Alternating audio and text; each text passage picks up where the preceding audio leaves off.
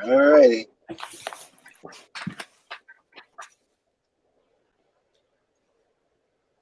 Hello. We're tuned in to another episode of the Vintage House Show. The show normally broadcasts on WNUR 89.3 FM, Evanston, Chicago, on the campus of Northwestern University. Tonight's Vintage House is another edition of the at-home version of the Vintage House Show. And your host, your main man, Mega, is joined by the one and only author, DJ, remixer, producer, all around good guy, and certainly a true pioneer of house music, Jesse Saunders. Jesse, how are you? I'm good, man. You got to be my publicist. Touche. That is a conversation that Jesse and I have been having, and yes, we've got to finish that conversation. As we do each week, we talk about the purpose and intent of the Vintage House Show, being the premier on-air radio show and podcast, which is dedicated to illuminating and preserving the lives, music, careers, and history of house music pioneers such as Jesse Saunders. We're powered by the Modern Dance Music Research and Archiving Foundation. Excuse me. It's the only repository in the United States dedicated solely to the study, preservation, and celebration of the genres of house and dance music. Our mission, in short, is to preserve the memories, the memorabilia, and the stories that support the sustainability of the culture we know and love called house music. Our guest tonight is not at all. That's a mouthful. It is. It really is a mouthful. Right. And it's important because we want the academics, the movie makers, the book writers to all know that this is legit. Everyone tuned in tonight knows how legit the Vintage House Show is. We've been pioneering this format even before COVID, but we are glad to see so many others also documenting this history. Mm-hmm. So talking about documenting history of house music, we certainly want to acknowledge the impactful work that you've done in authoring 2 books, not 1, but 2, and encourage those who want to go beyond the scope of this conversation today to check out Jesse's books. You want to give us the titles of both? I think I may have one somewhere.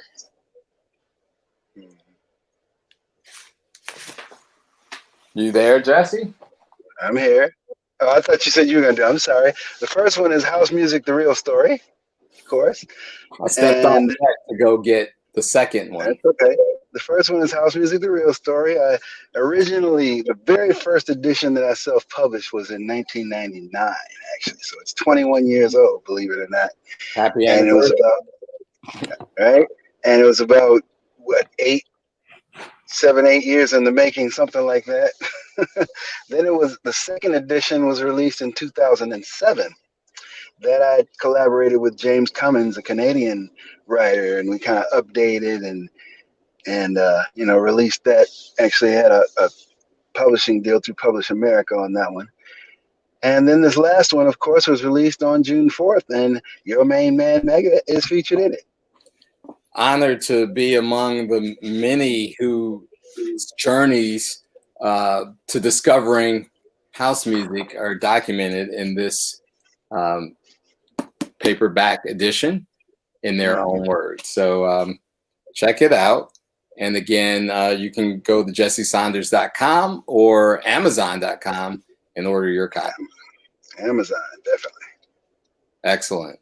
And so we are October 14th. Normally in the fall, we would have had a cavalcade of events. You probably would have traveled the world. But here we are in our cars, in our homes. We are still documenting the important history of house music and its origins. And so we've been on panels and such, and we've talked about the timeline of the house music journey. For our audience tonight, can you share, let's talk about day one, if you will. Even though we all know that there was a movement and not necessarily one moment, but what in your mind was day one of house music? You know, after writing 2 books and being interviewed hundreds, if not thousands of times on that very same question, I really, truly can't even tell you at this moment what was the beginning of house music. I mean, I can pinpoint it to a couple of things, places, times, people where the origin of it started to come together, but the actual inception of it, that's the hardest thing to do in the world because, you know, as you know, with this show and everyone that you've interviewed and everyone has talked about it, it's like everyone has a different story because they have a different place and time when it happened to them or what they heard or whatever. Now, I can go back and say that, you know, my pause button remixes that I did at the age of about 12, 13 years old could have been one of the catalysts. And I'm quite sure that it had, I mean, it's very important in the evolution. And for those who don't understand or don't know about those pause button remixes, I used to have a cassette deck. Remember those? They actually had push buttons and stuff, and it was tape inside a cassette. So I used to have one of those when I was a kid. And first, I just started recording music, recording those little 45s and whatnot. But they were only about, you know, 3.5 minutes long at best. And they were so short. And all the best parts that I felt were the best parts were not being displayed properly. They might be a couple seconds here, a few bars there, or whatever. But then it was all really about the song, which, of course, the song is important. But musically, it didn't allow it to really marinate in your soul and really get you to feel the groove and you know what we feel now, those long extended breaks and, you know, Afro house rhythms and things like that. We can feel those for 8, 9, 10 minutes, an hour if you blend them right and you can't tell the difference. But back then you couldn't feel those, and that was something that I was thinking about as I was doing it. I was like, well, there are parts in here that are really nice. If I could just extend those parts, then I think it'll be a lot more interesting to listen to. You could dance better to it. You could move better because your body can really catch the rhythm of it and everything. So I started extending those parts. And what I would do is I would have you know, an old phonograph. I didn't have a 1200 back in those days. It was just a regular little phonograph thing with the spindle and all that. So I would plug it in to record in the back, you know, stereo inputs in the back, and then I'd have the outputs go into receiver, because back then we had receiver. They weren't just amplifiers. They were receivers with FM, AM, and everything on it, right? So I would put it in there on the auxiliary channel so I could hear back.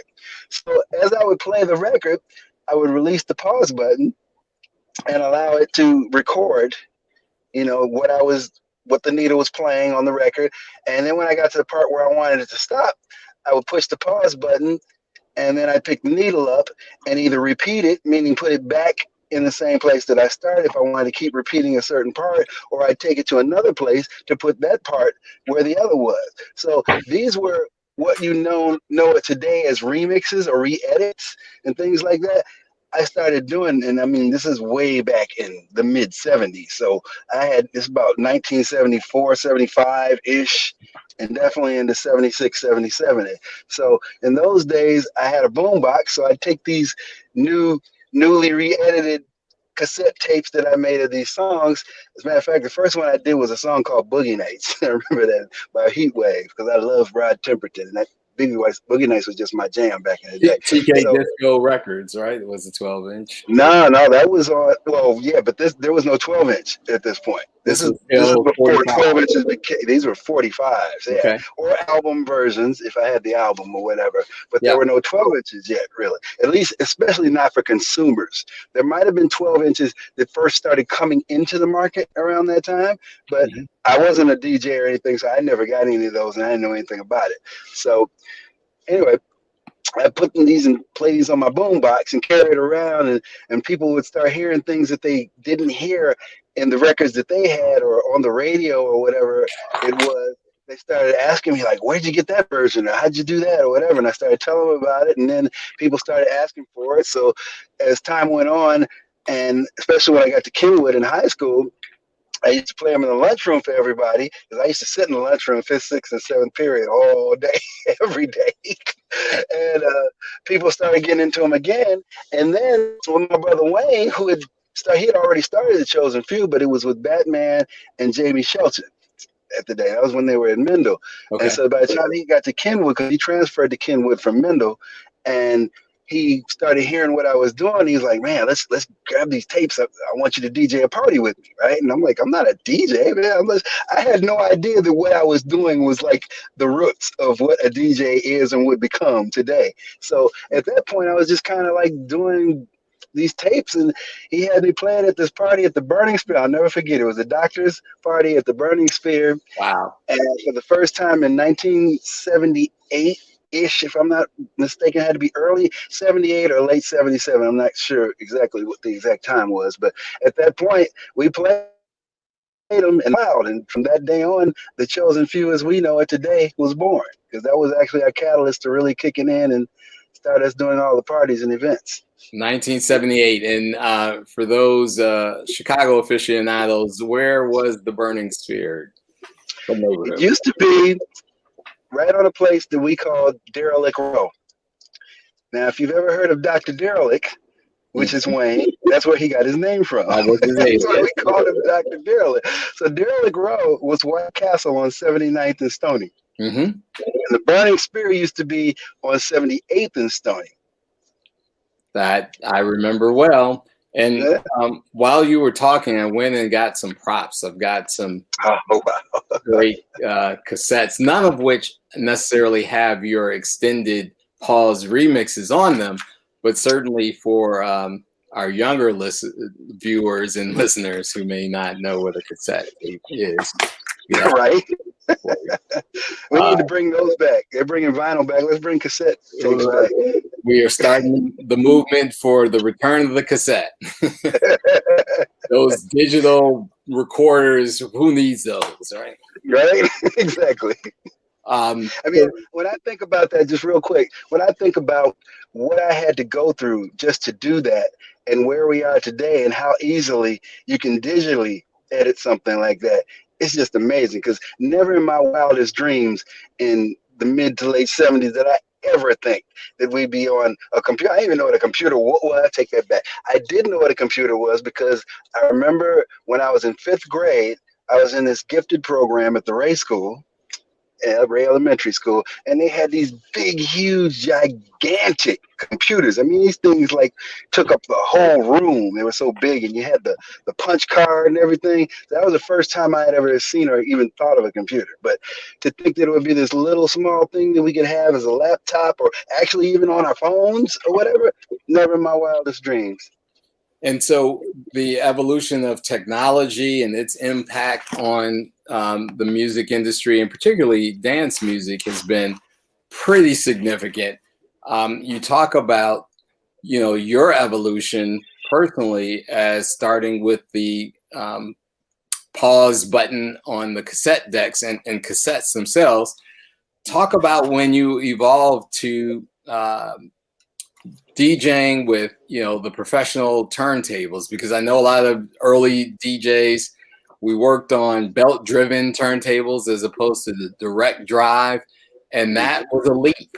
Can you talk a little bit about your move to direct drive? The SL 1200 MK2 obviously has and always seems to be the standard. Oh yeah, but the 1200, what it looks like today, and even 10, 15, 20 years ago, is not remotely what it looked like back in the 70s and early 80s. So, but for me, especially even Wayne, all of us at that point obviously didn't have that kind of money, because 1200s were really expensive back then. Only like the big clubs and professionals had those. So we had some little SL I don't even remember what it was, belt-driven turntables, like you said, which literally means just that. It had a rubber band that went around the table that made it spin. So it was actually a belt-driven turntable. And we had those for years, and I don't think it was until probably by the time we got to Sawyer's, maybe, we started using, because Frenchie had 1200s then. That's kind of when we started doing that. Maybe a little earlier, but that's the time I remember it specifically. Frenchie, for those who Frenchie. may, yeah, for those who may not know, Frenchie was. Oh, you're asking me? Okay, I thought you were going to talk. No, Frenchie was the sound man back then. There were a few people that did sound. My cousin Kirk Townsend, of course, was one. As a matter of fact, he's who we rented speakers and whatnot, and sometimes turntables from if we didn't have enough, because we were doing multiple parties back in those days. I mean, 2 or 3 on the same night, which is why we brought in Tony Hatch and Andre and Alan and so on and so forth, so we could do all of them. But the point was that Frenchie used to set up most of the sound at Sawyer's, and Kirk and Wall to Wall Sound did most of the sound at the playground. Well, actually, they did those big, huge 7-footers at the playground. They did all the sound at the playground, and then Kirk, of course, did his own sound at Mendel. The bi-level disco, and the bi-level disco. We're actually planning an episode with Kurt and several of the other pioneers, Wayne and a few other folks that will explore in depth the nights of the bi-level discos as well. And so that's helpful to know that as you move from direct drive or belt drive to direct drive turntables, where some of those venues were and why you had access to those devices and the upgraded equipment, moving from the cassette deck to the belt drive turntable to direct drive. And obviously the medium changed as well. So instead of a cassette, you were now working with vinyl that you had one record or one song or maybe 2 on one side of a 12-inch, as opposed to albums, which have always been 12 inches, but were up to 10 or more songs. And so can you talk about, which we haven't talked a lot about here on the show, how often were you using albums versus a 12-inch release, something dedicated solely to sort of the dance floor and club environment? Well, when I became a DJ, like for real, was with Wayne when we, the Chosen Few, that second coming of the Chosen Few was when I actually started. He taught me how to play, and I wanted to take that to a different level. So at first, I think when I first started playing on them was about 77. Okay. I was 15 years old at the time, and taking that as a next step from the cassette as a segue, I wanted to do what I did with a cassette deck on turntables. So that's where the kind of the remix, re-edit thing came from, because, especially in a couple of years later after that, when I met Farley and we met Steve, we all took a very distinct interest in the tricks of working on a turntable as opposed to just playing and mixing music. So we would battle each other in terms of how many repeats you could do in a row, 1 beat, 2 beat, 4 beat, whatever it happened to be, taking a song that might only be 5 minutes long and making it 10 minutes long, and again doing the same things, the repeats and the whole 9 yards that I would do on a pause button. So that was kind of when what really interested me about being a DJ. It wasn't the actual playing of the music. I mean, mixing records together was fun, but that was just, I felt anybody could do that, but how many people could actually remix and re-edit records right on the turntable?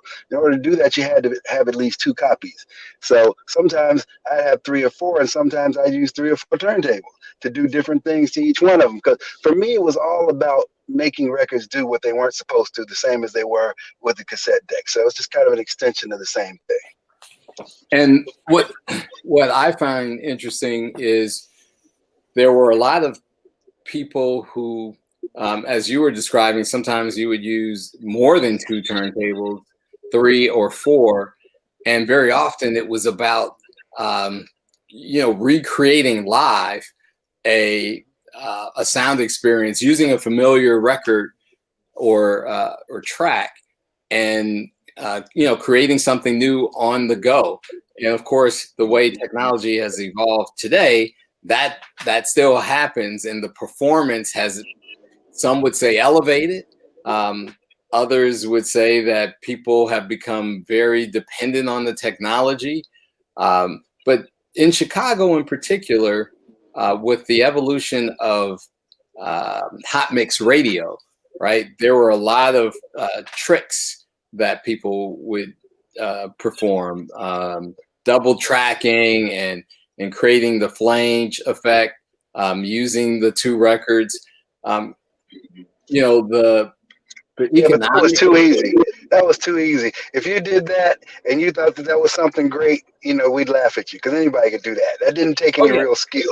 The flange, double tracking and creating syncopation with the beats, and some of the other spinning the records backwards.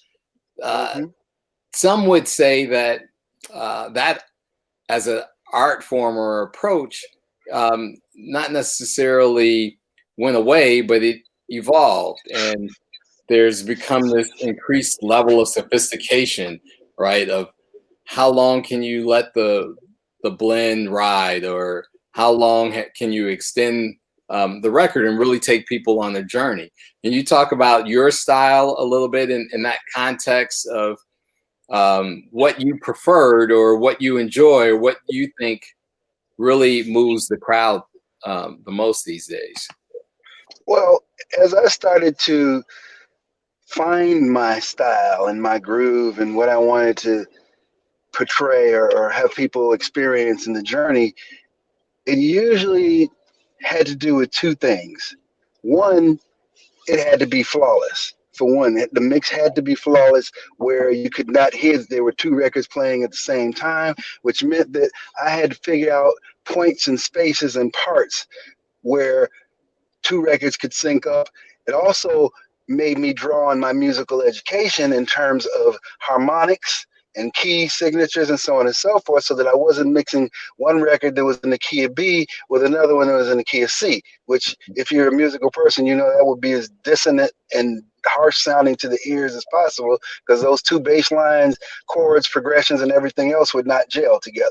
So one of the things that I knew also, even if it was harmonically in sync, was that you don't mix. This is one of my biggest pet peeves with DJ. You do not mix music over music, especially if they are not in the same key, and especially if the bass lines do not gel in terms of progression. It can also be the keyboard, but usually it's the bass line that's the worst part, because you've got 2 things that are fighting each other that should be working together, and that will in no way, form, ever give you the right type of sync in terms of mixing something, so that it's actually becomes cohesive until the mix is out. So I say that with an exclamation point, because I'm telling you, that's one of my biggest, hugest pet peeves with a lot of DJs, that they do that. And I wanna say that they don't know any better, but sometimes I don't think they really care. They just feel like they want to mix it there, so that's what they do, But anyway, my style was based upon the fact that I wanted everything to gel, flow harmoniously, rhythmically, and everything, so that experience would become one long experience, as opposed to a bunch of different songs. So in essence, taking the concept of remixing one record, where by taking parts and moving them around or extending them, I wanted to be able to do that with my second record, third record, fourth record, and so on and so forth. So that was the main thing. The other thing was, of course, it had to be good music. It had to be Right. heartfelt, soulful, rhythmic type of music. I mean, even to this day, it's amazing with all of the promos that I get from people. And my Global House show has been running for 22 years now. Tell us And how we can tune in.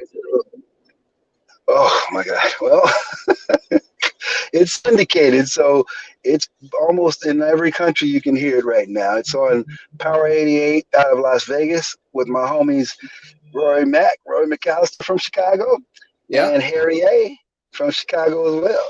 And we're also on there with Mel Starr from New York, who's Houdini's DJ. Okay. DJ for a bunch of people, actually. But we do a show over there on Saturday nights from 10 p.m. to 2 a.m. Pacific time. Yeah. It also runs on a station called Hands On Radio, which to me is one of the best house music stations in the world by far. DJ Spin is on there. Everybody who is a soulful, producer, has a show on there. I mean, it's just amazing. You need to tune into there for sure. But we're on 5 p.m. Pacific time on Hands On Radio on Fridays. That's 7 p.m. Central. And it runs down in Australia on Bondi Radio, and which is, I think over here, let's see, Pacific time, that's 12 p.m. over here. No, I'm sorry. Over here, it's 5 p.m. And it's actually Sunday over there, believe it or not. Yeah, we'll do the conversions of time zones for our audience, Sure. And so check out Jesse Saunders on Hands On Radio with the show is called The Global House Show. The Global House Show. So, so what I was saying, real quick, let me finish that. What I was saying that a lot of people have heard this show again because it's been 22 years running and so on and so forth. So to this day, I'm still amazed that people will send me, after hearing my show for so long and knowing where I am, that they'll send me something that's just totally not even in accord with what my show is about. And that indicates to me that people aren't paying attention to what the music is. Because to me, the groove is everything. Putting a great vocalist and a great song on top is just the pinnacle. So if I don't have those things, please don't send it to me. If you don't have that in your song, because I'm not going to listen to it. It's not going on the show. I want to elaborate on that a little bit.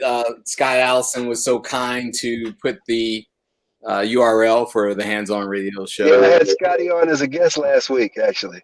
All right. Well, thanks for tuning in to the Vintage House Show this week, Scott.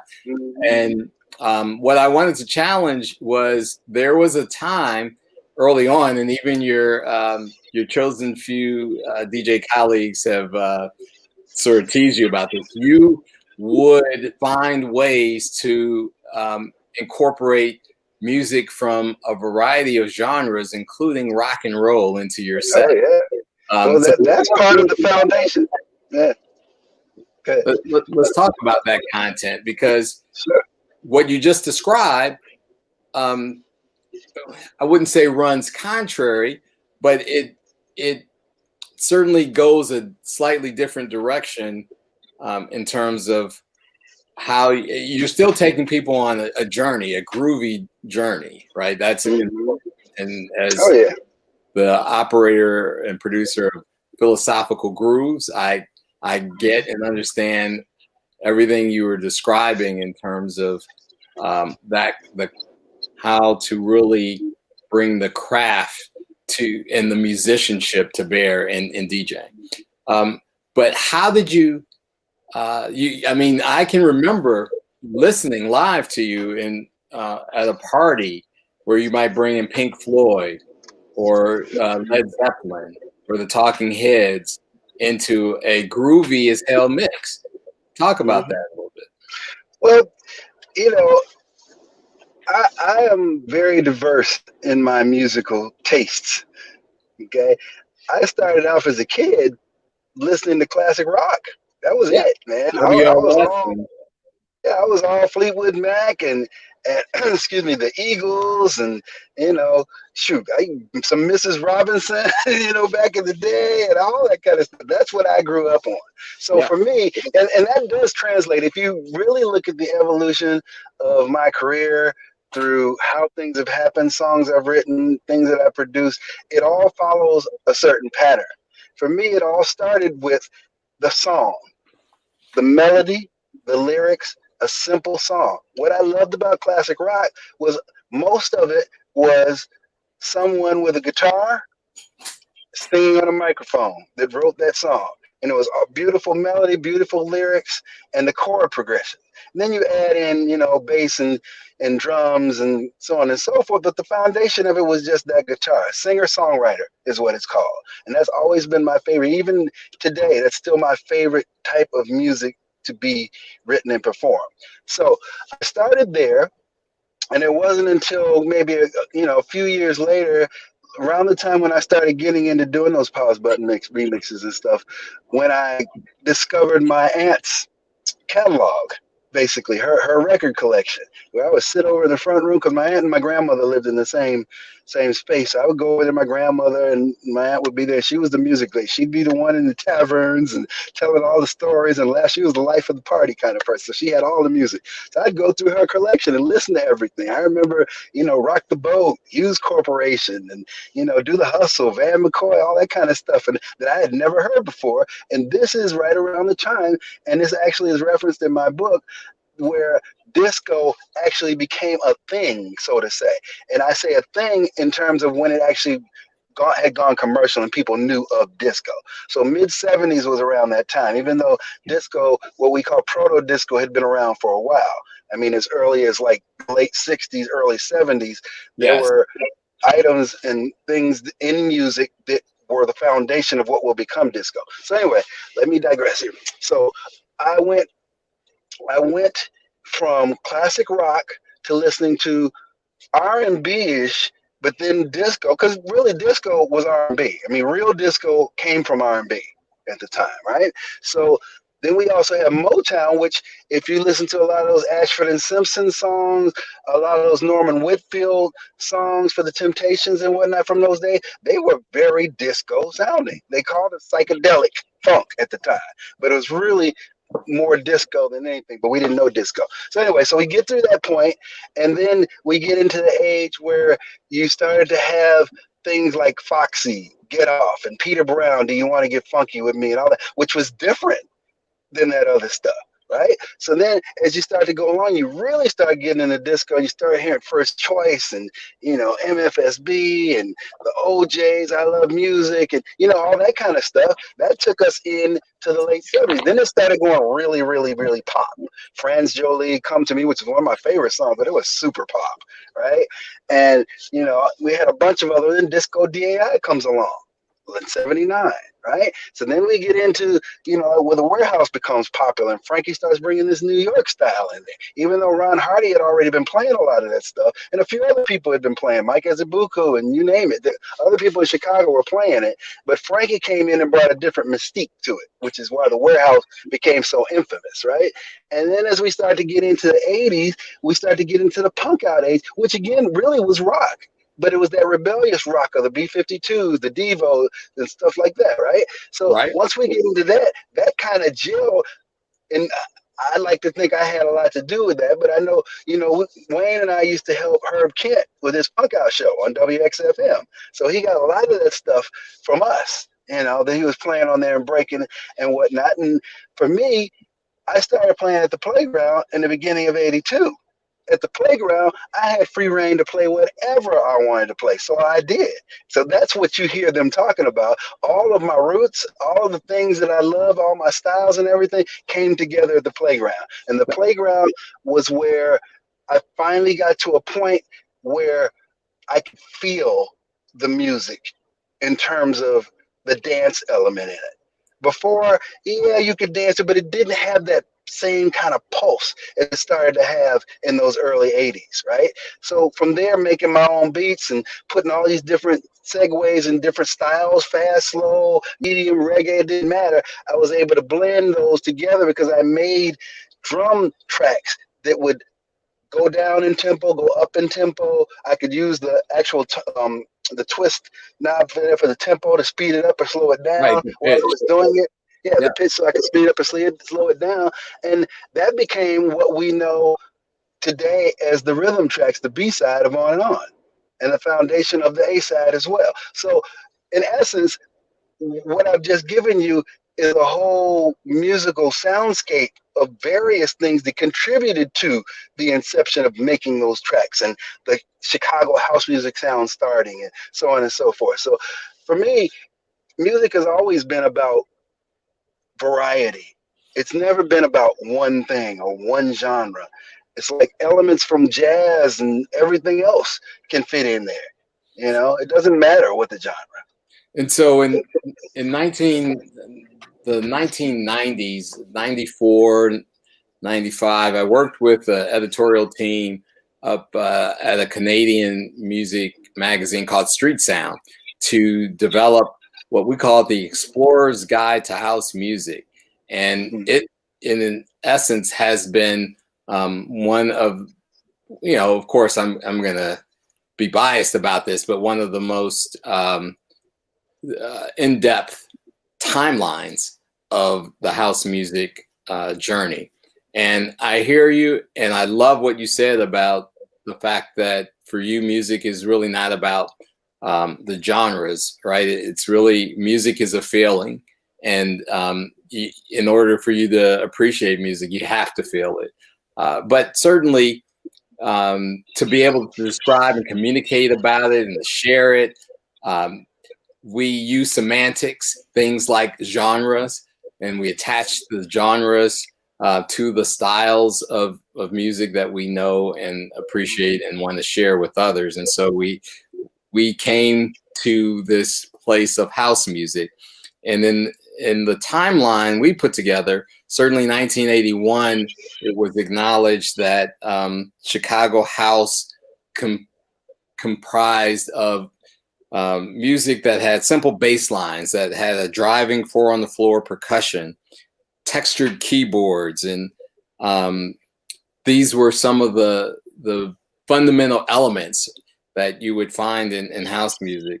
And by 1982, we certainly acknowledged that Jesse Saunders came on the scene and started mixing some of the earliest house records. Parallel to what was going on in Chicago, in New York, there was this notion of something, I called it club music. I remember getting into a debate about it. They were in Canada, at least, trying to attach this genre of garage house to what was happening there. That was the music coming out on Prelude and West End Records, the Peach Boys and D-Train and others, and Loose Joints. And Tony Humphries was a pioneering DJ around that movement, as he had his Kiss FM show. Can you talk about, let's see what was happening in the mid 80s with what had clearly become a serious movement, because in 85 we had the birth of DJ International and other Chicago-based labels. You're muted for a second. The birth of Chicago-based labels actually happened in early 1984. January of 1984, Jesse Records was started. Myself and Vince Lawrence were the ones that actually were the catalyst in making that happen with the release of On and On. So there was no DJ International, there was no tracks, there was no anything before Jesse Records at that time. And the labels that actually, well, I take that back. We can include Mitch Ball, but Mitch Ball was not a house music label at the time. Mitch Ball was a jazz and blues label. Yeah. It just so happened that for Vince, his father owned the label. And for Vince's 18th birthday or graduation, high school graduation, his father took him in the studio to record a song. That song became Fast Cars. according to Vince, he was trying to duplicate music that I was playing at the playground at the time, which the more disco-oriented stuff, the Italian stuff like that. Unfortunately, and the same thing happened to me when I did my first song, so I believe him.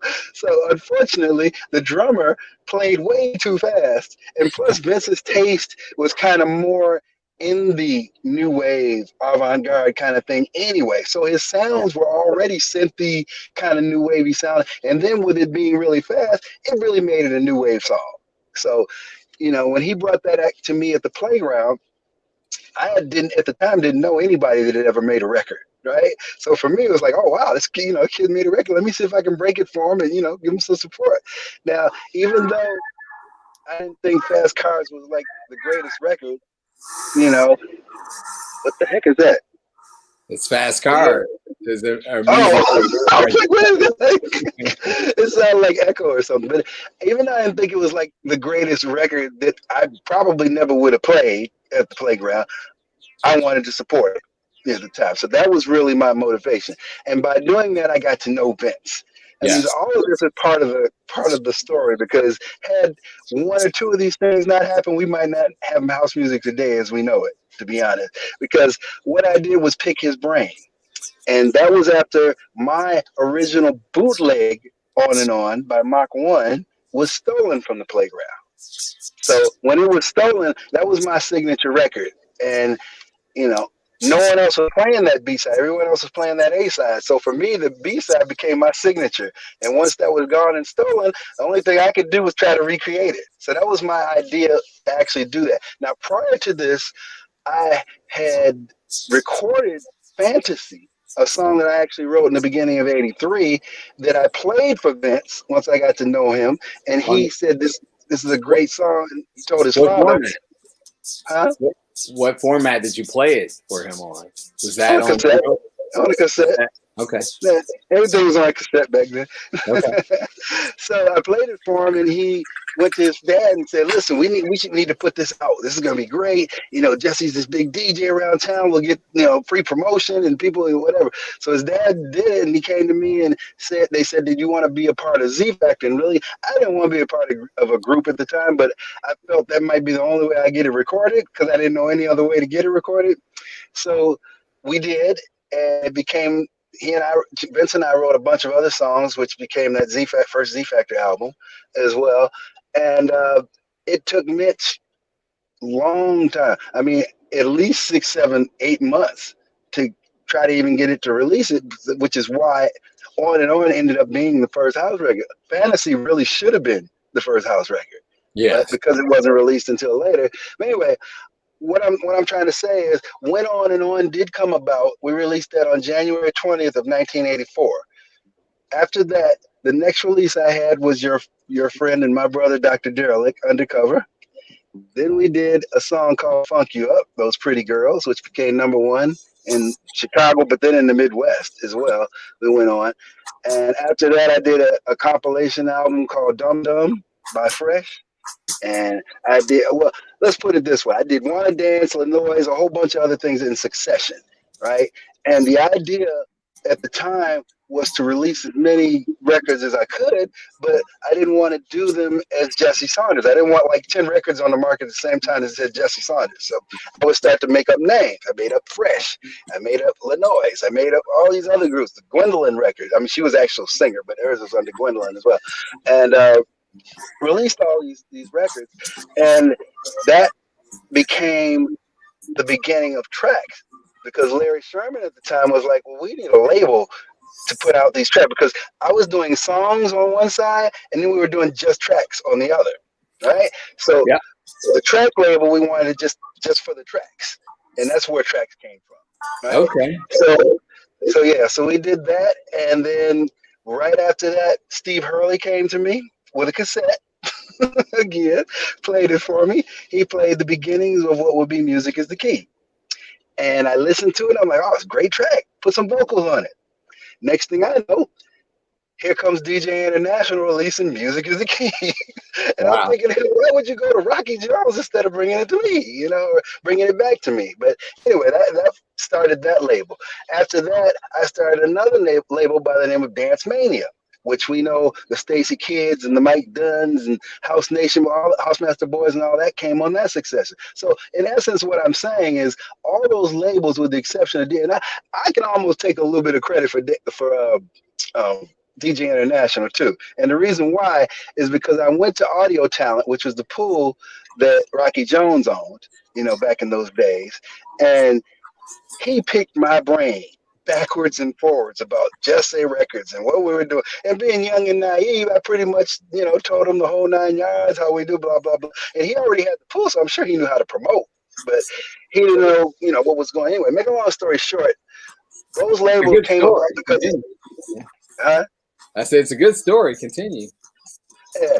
All those labels came from a succession of On and On, from the inception of putting that record out. Because again, had I not seen a place where they could be sold, had I not had a medium that I could play them 1,500 kids a night at the playground, had I not had Vince Lawrence there in my ear to guide me, had I not met Larry Sherman to press those records, had we not met Paul Weisberg, who owned Imports, etc., who bought those records, and whose salesman, Frank Sells, gave me the idea to even press the record myself and put it out. And I'll give credit to Frankie and Ronnie as well, especially Ronnie. Ronnie was a big influence on me in terms of the way he played, because Ronnie specialized in, and everybody knows it, those reel-to-reels that he would do those edits on. And for me, that was right in my foundation, because I had been doing pause button remixes and all this stuff all along. So to see him do it with a reel-to-reel, which to me was larger than life at the time, because I had never used one. I'd never seen it. So Ronnie was a big influence on me as well. And Frankie, of course, over at the power plant at the time, he would play. Now, there's a story that Frankie would not play records for people. If you just brought him into the power plant, he wouldn't put it in. But I tell you, he played On and On the first time Vince and I brought that record in there. That says a lot. Hmm? I just said that says a whole lot about On and On and what he heard and what it triggered subsequently. Mm-hmm. And let me not forget the Hot Mix 5, because the Hot Mix 5 at the time was probably the biggest single influence in that record, because every mix you heard from January of 1982 all the way through the rest of the year had On and On in it. Yeah, well, I remember, and this is, I think, when I met you, actually, was On and On was out, and I was a DJ down at the University of Illinois in Champaign, and there was an event that my DJ partner, Cedric Ball, and I hired you to come down and spin for. Oh, yeah. I remember.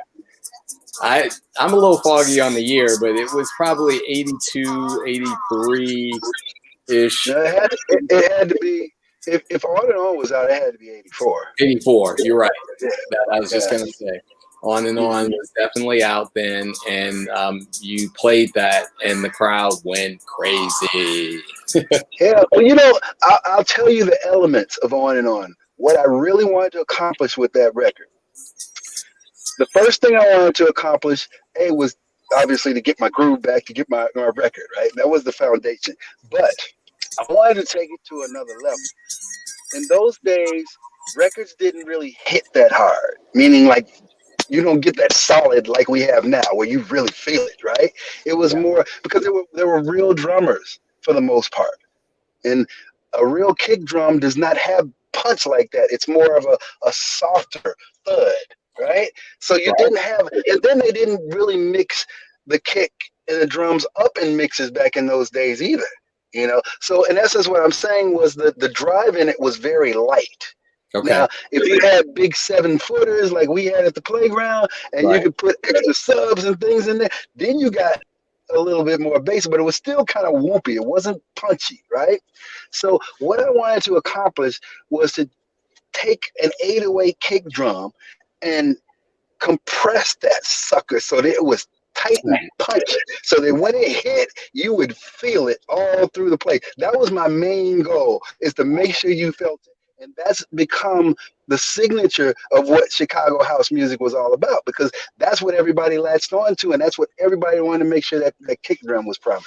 So, of course, it is Chicago house music, and controversy swirls in the Chicago house community. Some would challenge that, that concept of that punchy bass wasn't original, or others got to it first. What do you say? What do you mean got to it first?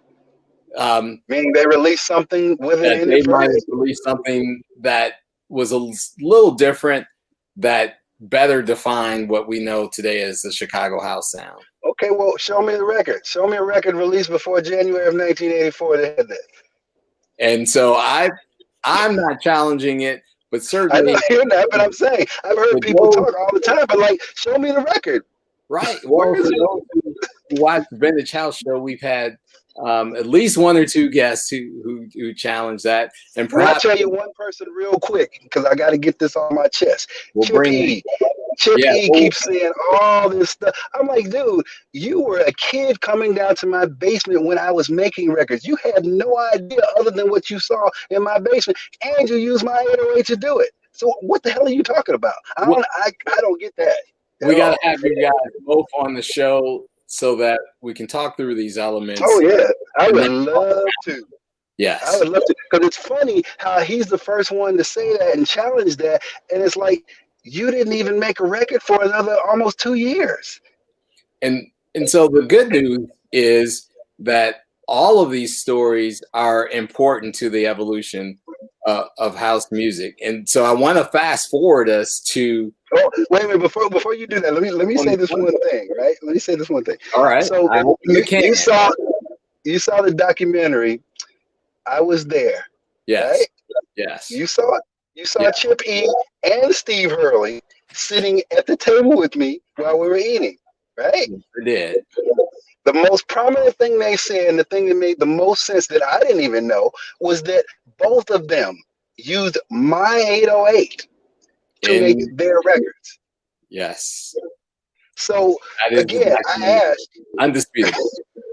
I asked, how in the world did you do it before me? Not Steve. Steve is cool. It's Chip that has the problem right here that I see, because he always wants to dispute everything, and it's like, you weren't even there. What are you talking about? And so we are all continuing to support the genre, and here we are in 2020. Yes, we're still having that discussion.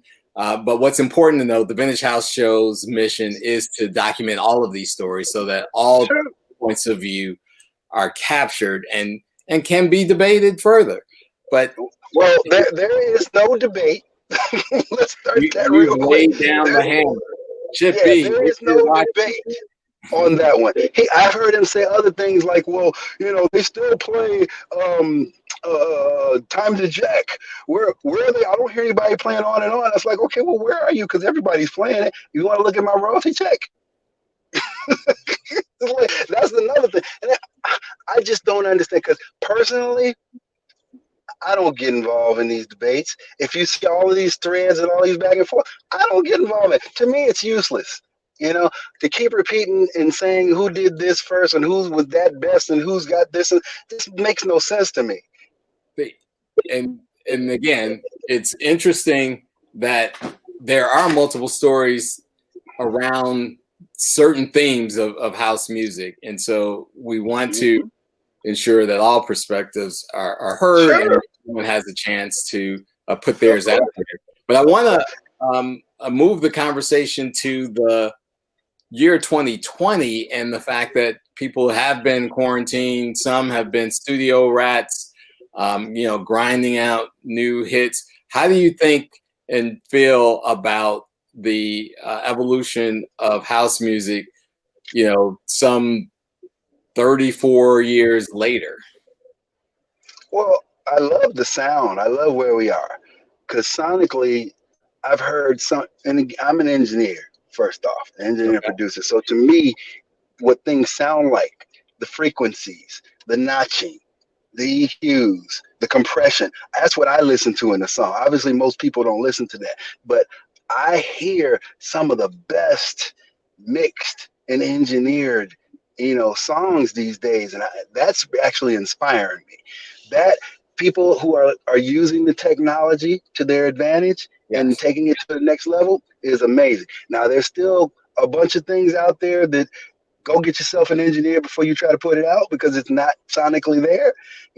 My best advice to people like that is get a song or a track that's mixed properly, listen to it.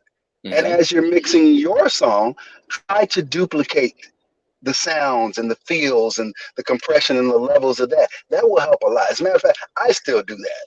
So that's kind of the best advice that I can give people who are doing music. But right now, I think it's some of the best stuff out there in years. And I think that people have had a lot more time to sit in the lab and do it instead of getting it right.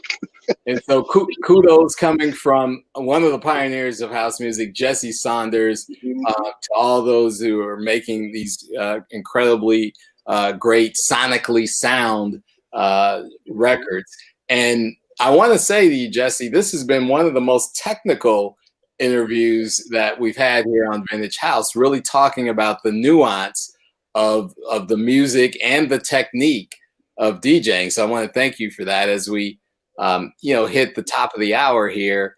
We want to thank everyone who's tuned in, but I want to ensure that people have a chance to hear what's new and next for you right now. Well, as you know, again, the book, In Their Own Words, is out, featuring 83 of the most incredible journeys in and through house music. I am now actually looking for stories for volume 2. So if you would like to share your house journey, please get it to me. You can do it through Facebook or whatever. Just, get it to me. And the next thing that I'm doing is, I won't say the next thing I've been doing most of this quarantine is sitting on the beach enjoying myself. That's right. But what I'm doing, huh? Some good self-time. Oh yeah, definitely. And I am in the process of working with a city, actually, to develop that city culturally. So that's going to be something amazing. We'll be doing educational programs. We'll be putting together virtual festivals, and hopefully real soon there'll be people festivals and things like that as well. And culturally bringing in a lot of the Burning Man style art that I don't know, if you people aren't as familiar with the Burning Man, it's a huge movement that happens every August in the desert of Nevada. You know, tens, if not hundreds of thousand people that come out there for it, artists of every different kind of culture and whatnot. And they make these big, huge displays, like sculptures. I mean, some of them can be 50, 100 feet tall or whatever. And the thing about it is, after they're done, it's like, well, where do you put it? Where do you do with it? So a lot of it, what we're trying to do with places is bring it in as art. There are a couple of areas, small town areas, one by the Nevada border in a place called Magical Nipton. It's actually Nipton, California. They have a lot of displays out there. It's also kind of a campground retreat type of thing. They have tiny homes. They have teepees that you can stay in. They have an old school hotel, everything. And it's amazing. So there've been like some cultural events out there that we're doing. As a matter of fact, we're doing something Halloween with them out there.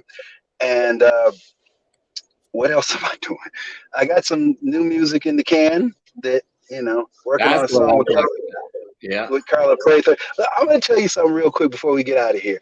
One of the things that has made me slow down, now I'll never stop making music, but what's made me slow down, has made me kind of take stock of things going on, is the current state of the music business.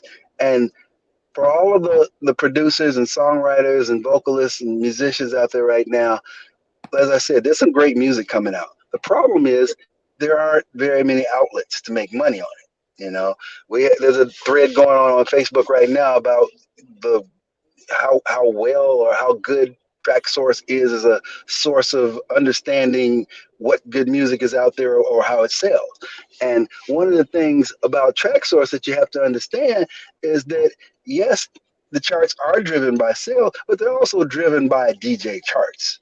So if I have 50 charts on mine and you only have two, odds are my chart position is going to be way higher than yours.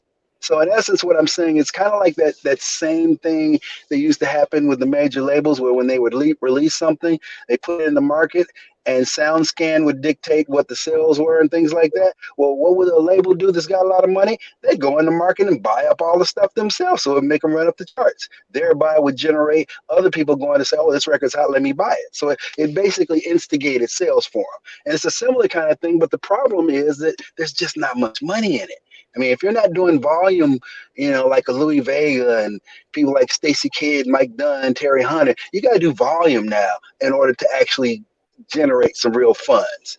If you look at it for the money. Now, if you're doing it as a hobby and you're doing it because you want to step out there, great. So that's been my biggest problem, because I come from an era where for one song I would get $25,000, $35,000, right? So for me, seeing the era where people only wanted to pay you $1,000 or nothing at all was just discouraging to me, and just kind of cut back on my wanting to make more music. Now, I will always make music because it's in my blood. So yes, there's stuff in the can. As a matter of fact, I'm taking the Jesse catalog. Yes. And we're going to be reissuing and remixing a lot of that stuff. I was just talking to Tyree Cooper about that. He wants to do something. Terry wants to do something. So, I mean, we've got a lot of people that'll be behind it. Yeah. All some of our guests here. And we're always open to others that you've worked with. We used to have a segment called Who's Got Next for the Vintage House Show. Maybe we'll reinvigorate that if you got a suggestion for Who's Got Next on the Vintage House. We'll take that suggestion. And of course, this is also dubbed the Philosophical Grooves edition of Vintage House. And so we have to ask a philosophical question. Of course you do. As we close out the show, your question tonight, Mr. Saunders, is this. If you were to equate bass as a musical element to an emotion, what would that emotion be? It would definitely have to do with the heart and the pulse of the heart. And I think, seeing as the heart is the catalyst that drives the blood through your veins and arteries and everything else, and the way you breathe and everything, it's your heart and soul. Basically, it's your soul. It's, one of the things that as a matter of fact, in the book, a lot of people wrote about was the distinction between that 4 on the floor, 124, 123 type of beat that kind of is consistent with the heartbeat, and how that in itself makes you feel a certain way that you may not even know. I mean, the feeling just comes from within. But to me, everything is about that kick drum, man. It's like I've listened to probably millions of different songs and things and mixes now, and house driven ones, and I'm telling you, it's the most consistent thing no matter what. Doesn't matter what you put on top, if it's got that feel, that does it. I love that. That's an amazing response. Jesse Saunders, ladies and gentlemen, pioneer of house music, friend of the Vintage House Show, frequent guest, but always dropping new gems and nuggets for us. Thanks for spending this evening with us on the Vintage House Show. Thank you for everyone who has tuned in. I'm your main man, Mega, for Jesse Saunders, for the BH crew, DJ Lowery Branch, who sends her love to you, Jesse, and for our executive and founder of the Dance Music Research and Archiving Foundation, Lauren Lowery.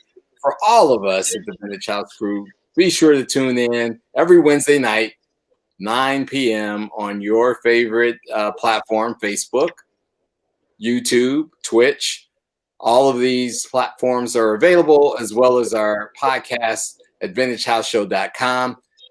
Everyone stay safe, be well, and see you next week with our guest, another chosen few DJ, ironically. We're everywhere. We're everywhere. You can't get away from us. Well, we enjoy having you guys, and we'll talk to you all next Wednesday. Peace and blessings. Thank you for having me. And anytime you need me last minute, I'm always available. Will do. All right. Thank you, Kevin.